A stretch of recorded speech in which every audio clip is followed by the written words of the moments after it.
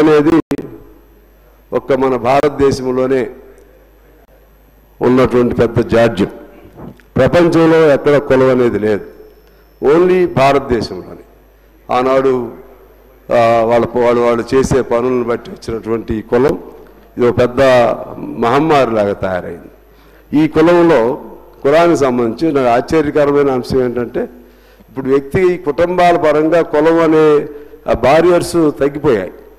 మాల community వాళ్ళు మాదిగ వాళ్ళని చేసుకుంటున్నారు, మాదిగ వాళ్ళు మాల చేస్తున్నారు పెళ్ళిళ్ళు, లేకపోతే వాళ్ళు ఓసీల నుంచి చేసుకుంటున్నారు, కమ్మాలు చేసుకుంటున్నారు, లేదా రెడ్డీస్ చేసుకుంటున్నారు, లేకపోతే వీళ్ళు వాళ్ళని చేసుకుంటున్నారు. అక్కడేం ద్వేషాలు లేవు. ఇప్పుడు బాగానే ఆ విధంగా సామాజికంగా పెద్ద చేంజ్ వచ్చింది.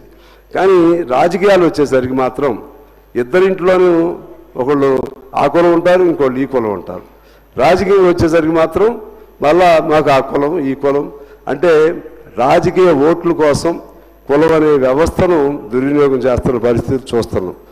వాళ్ళు వ్యక్తిగతంగా మాత్రం వాళ్ళు బాగానే ఉంటున్నారు, వ్యక్తిగతంగా కలిసే ఉంటున్నారు. ఇది ఒక అర్థం కానటువంటి ఒక పెద్ద ప్రశ్న.